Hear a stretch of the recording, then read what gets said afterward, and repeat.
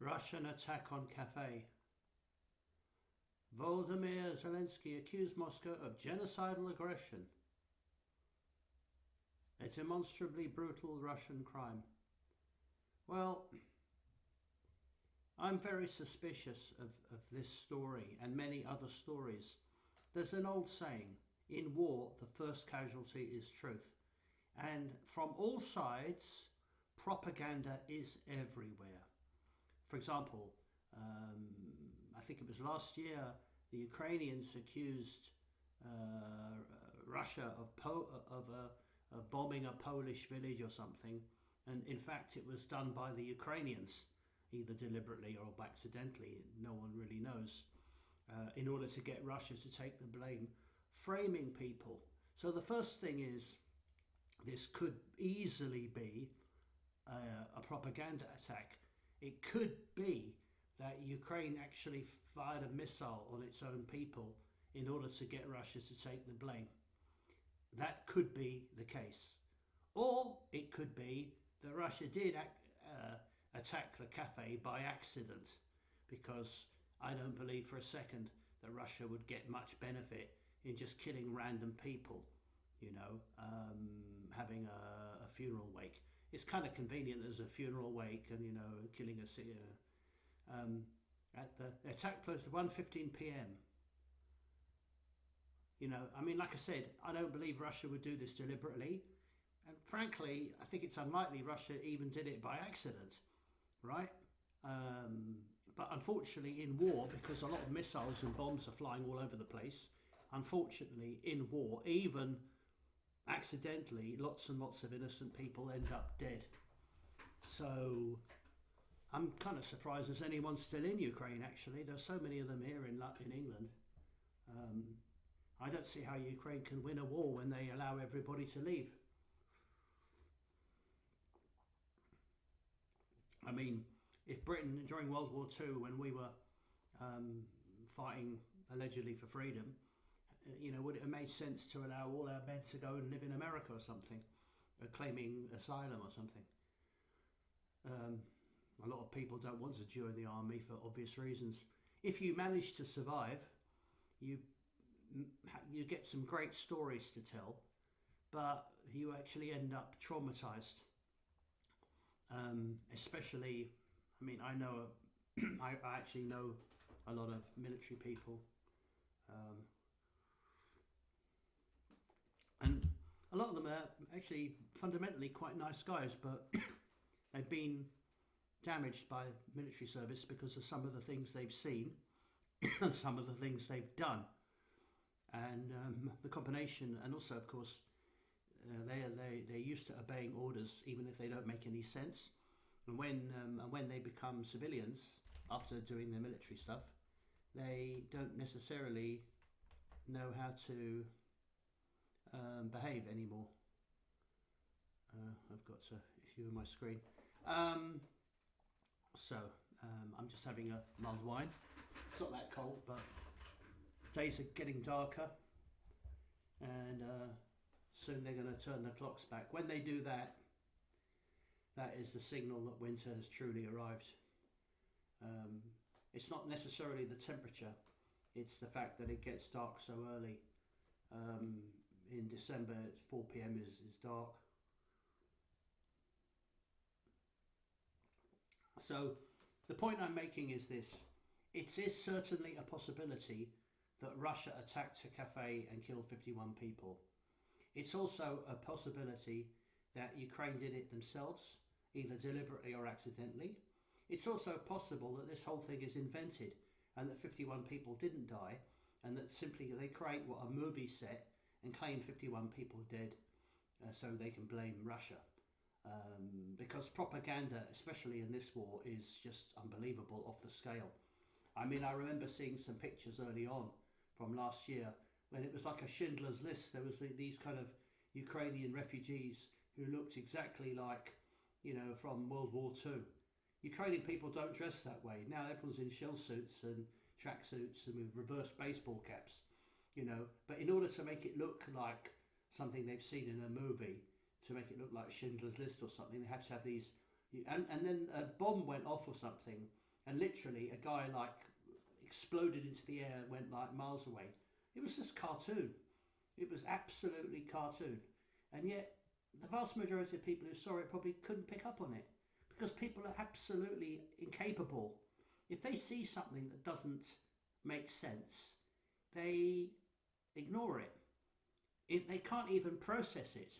I mean, they should be thinking, hang on a minute, that doesn't make sense. So there has to be something wrong with the official story. I do like mull wine. Although I prefer it with real cinnamon rather than cassia. Although cassia is nice. And I put a bit of brown sugar in it, not too much. You can actually fortify it with some brandy to bring it even more. I like the full fat. I never understood the attraction of no. Have you seen these zero alcohol wines and zero alcohol gins? They're actually more just as expensive as the real gin. I mean, for fuck's sake, if you don't want to eat, if you don't like alcohol or you don't want alcohol, just don't buy alcohol. Who are you trying to kid with that shit? I mean, it's amazing that people would buy them, something like that. I mean, you know. But then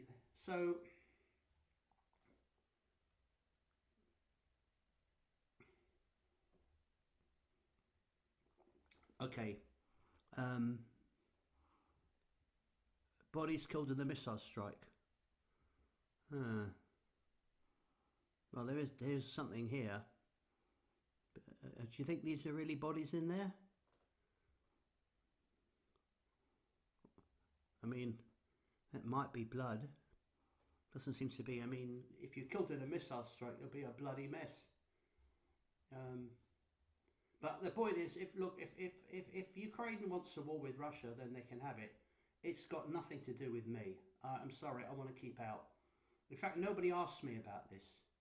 The British public are always tricked into supporting wars that later on they regret. Remember the Iraq War and Afghanistan and Vietnam? Vietnam we didn't get involved in because Harold Wilson had the intelligence not to get involved. Years later, if you speak to most people, they'll agree that America made a mistake in getting involved in the Vietnam War. Very few people in hindsight think it was a good idea. Very few people in hindsight think it was a good idea to get rid of Gaddafi. Very few people in hindsight thought that our invasions of Iraq and Afghanistan would work out in the sum total of benefit. It was really, really bad. Massive numbers of people have left those countries. We were supposed to make it safe for them. You know, Libya is an enormous mess now. Libya used to be a very nice country to live in, even for expats. It was safe, it had good infrastructure, they didn't allow illegal immigration. Yeah, okay, so Gaddafi was a bit eccentric, but the average Libyan was far better off. And now look at Ukraine. And this is NATO did that.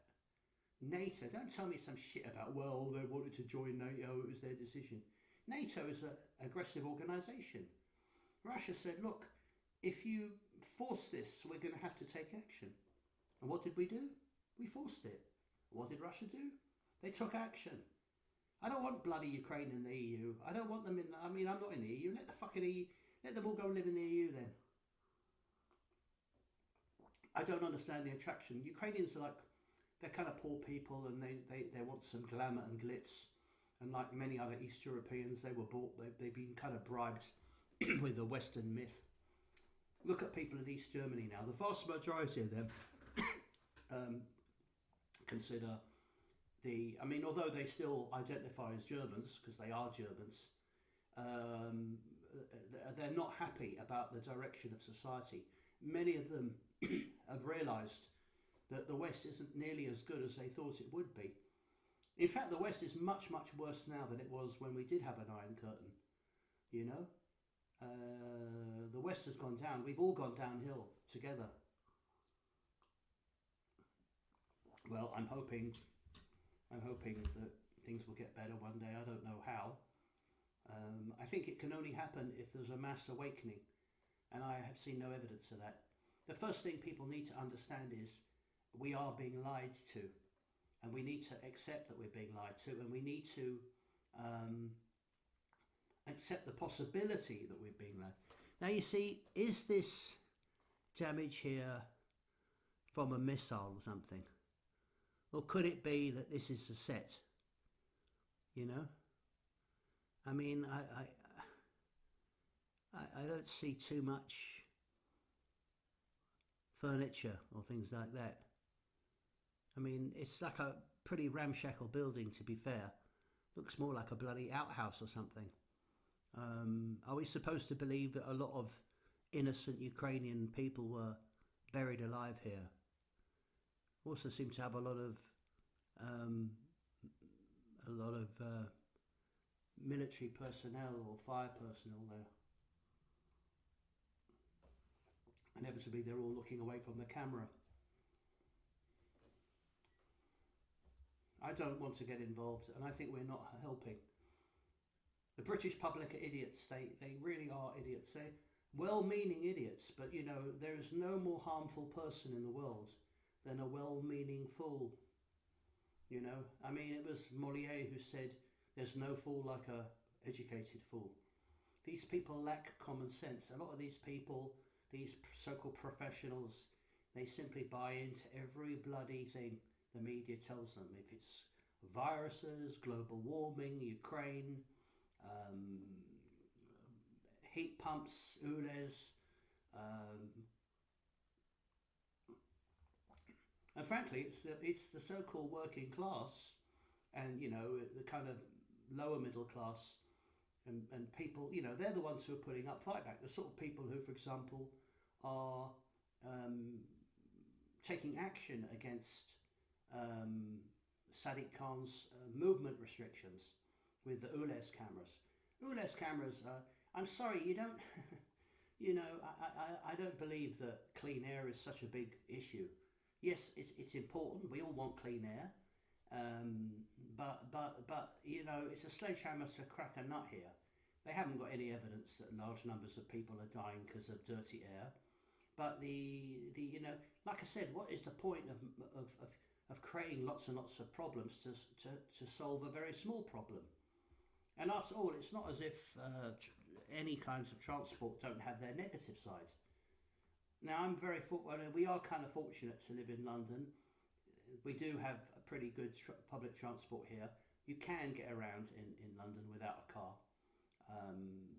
If you have a bicycle, and for example, if you get a folding bike, you can take advantage of the train and riding around. Obviously, it depends on where exactly you live and what you do. If you're like a plumber or if you're a builder, you need a van of some sort. You can't get on the bus with like 500 bricks or something. But anyway, getting back to Zelensky, I'm sorry, I think there's a strong, and I have no evidence for this at all to say this, but I know from experience and from common sense that a lot of these kind of events are faked. They've always been faked throughout history, okay? And quite often, these faked events are used to justify wars. For example, the Gulf of Tonkin. That was admitted by the US government after the event that it was fake, but it was used to trick the American people into start having a war with Vietnam. But have the American people learned? Have the American people said, you know what? Could it be that we're being tricked yet again? I mean, how about the media say, you know, this could be a faked event?